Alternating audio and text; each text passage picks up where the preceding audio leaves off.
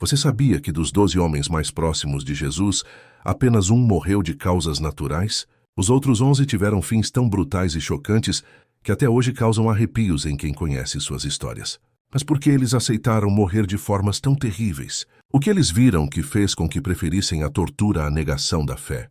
Essas não são apenas histórias antigas, são relatos documentados por historiadores da época que mudaram o curso da humanidade. Imagine, homens simples, pescadores, cobradores de impostos, gente comum como eu e você, que depois de presenciar algo extraordinário, literalmente deram suas vidas pela mensagem que carregavam. Neste vídeo, você vai descobrir o destino chocante de cada um dos 12 apóstolos. Vou te contar onde eles foram, o que pregaram e principalmente como morreram. Prepare-se, porque algumas dessas histórias são perturbadoras, mas todas são inspiradoras, desde apóstolos decapitados até aqueles crucificados de cabeça para baixo, de missionários que chegaram à Índia até os que foram cerrados ao meio. Essas histórias foram escondidas, esquecidas, mas hoje você vai conhecer a verdade completa.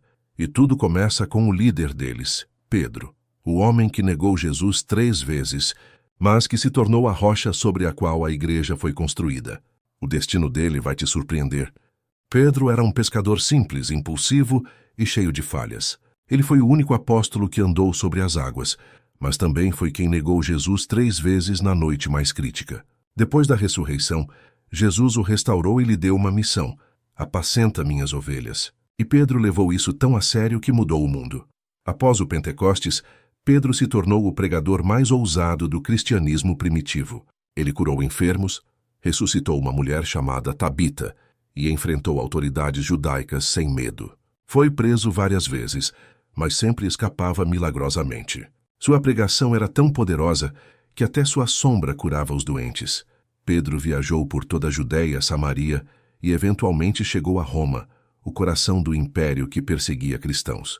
Lá ele liderou a igreja secreta, pregando nas catacumbas, desafiando o próprio imperador Nero. Em 64 d.C., Nero culpou os cristãos pelo grande incêndio de Roma.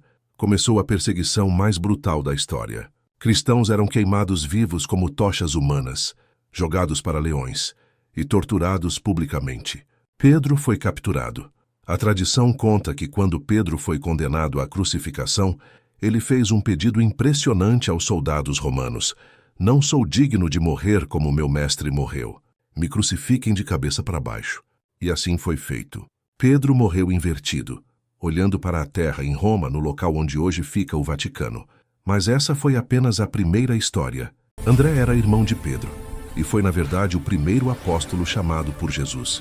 Enquanto Pedro ficou famoso, André trabalhou nas sombras, mas sua história é igualmente poderosa. Ele era conhecido como o apóstolo que trazia pessoas a Jesus. Foi ele quem trouxe Pedro. Foi ele quem encontrou o menino com os pães e peixes. Após a ascensão de Jesus, André partiu em uma jornada missionária épica. Ele pregou na Grécia, Turquia, e há registros que sugerem que chegou até a Ucrânia e Rússia, tornando-se o santo padroeiro desses países. Imagine, um pescador judeu levando a mensagem de Cristo para territórios bárbaros, enfrentando idiomas desconhecidos e culturas hostis. Em cada cidade, André realizava milagres, expulsava demônios e convertia multidões. Mas isso enfurecia as autoridades pagãs. Na cidade de Patras, na Grécia, ele converteu a esposa do governador romano a Egeates. Isso foi o limite. A Egeates ordenou a prisão de André. Ele foi brutalmente açoitado e depois amarrado, não pregado, a uma cruz em formato de X para que sua agonia durasse mais tempo. André ficou pendurado por 3 dias e, durante todo esse tempo, continuou pregando para a multidão que se reunia ao redor da cruz. As pessoas imploravam para que o tirassem de lá, mas André recusou ser salvo.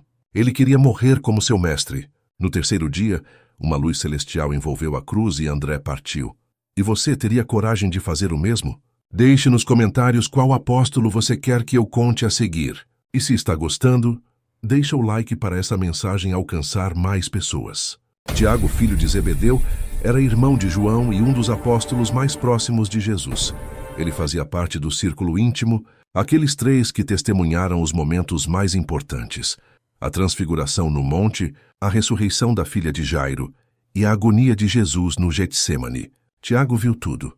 Jesus o chamava de Filho do Trovão por causa de seu temperamento explosivo e sua paixão ardente.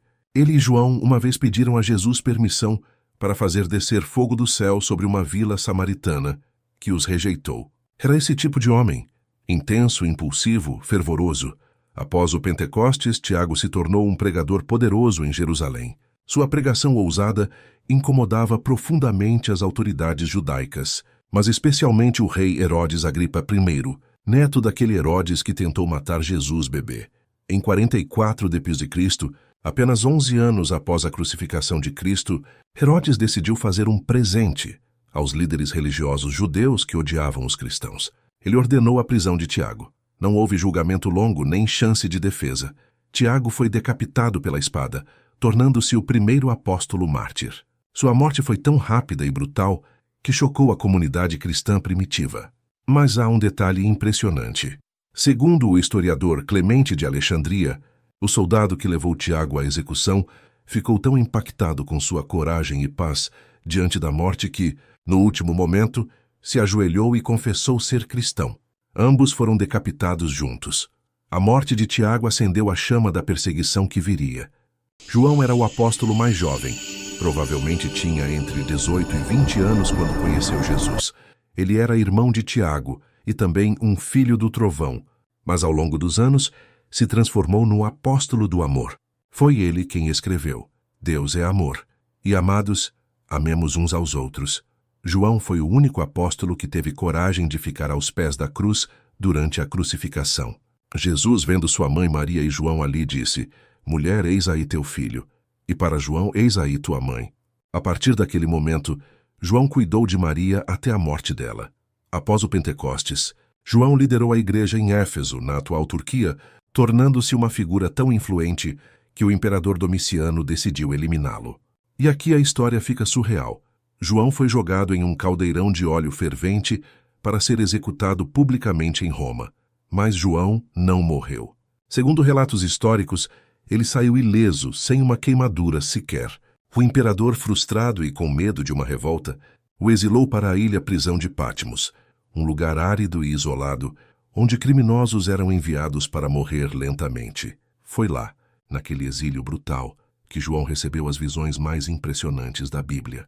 Ele escreveu o livro do Apocalipse, revelando o fim dos tempos, a batalha entre o bem e o mal, e a vitória final de Cristo. João foi eventualmente libertado e voltou para Éfeso, onde morreu de causas naturais aos 94 anos, sendo o único apóstolo que não foi martirizado. Mas seu testemunho foi igualmente poderoso. Filipe era de Betsaida, a mesma cidade de Pedro e André. Ele foi o quarto apóstolo chamado por Jesus e imediatamente foi buscar seu amigo Natanael, também conhecido como Bartolomeu. Esses dois eram inseparáveis, e suas histórias se entrelaçam até hoje. Filipe era prático e questionador. Foi ele quem perguntou a Jesus: como vamos alimentar toda essa gente? Antes da multiplicação dos pães, era o apóstolo que pensava em logística, em soluções práticas. Após o Pentecostes, Filipe partiu para evangelizar a Ásia Menor, especialmente a região da Frígia, na atual Turquia. Em Hierápolis, Filipe realizou milagres extraordinários que converteram multidões. Mas isso enfureceu os sacerdotes pagãos locais. Eles o prenderam junto com Bartolomeu, que havia se juntado a ele na missão. Ambos foram brutalmente torturados. Filipe foi crucificado de cabeça para baixo, assim como Pedro. Mas há relatos de que, enquanto estava na cruz, ele continuou pregando com tamanha autoridade que o procônsul romano se converteu e ordenou que o tirassem da cruz. Era tarde demais. Filipe já havia partido. Bartolomeu teve um destino ainda mais horrível. Ele viajou até a Armênia e a Índia, levando o evangelho aos confins do mundo conhecido. Na Armênia converteu o rei Polímio e sua família. Mas o irmão do rei, furioso, ordenou sua execução de forma bárbara. Bartolomeu foi esfolado vivo com facas, tendo sua pele arrancada do corpo enquanto ainda estava consciente. Depois foi decapitado. Essas histórias te impactaram? Então compartilhe este vídeo e me diz: você teria essa coragem? Comenta aqui embaixo. Tomé ficou famoso como o incrédulo, aquele que disse: se eu não vir as marcas dos cravos e não tocar nas suas feridas, não acreditarei. Mas essa dúvida se transformou na fé mais inabalável de todos os apóstolos.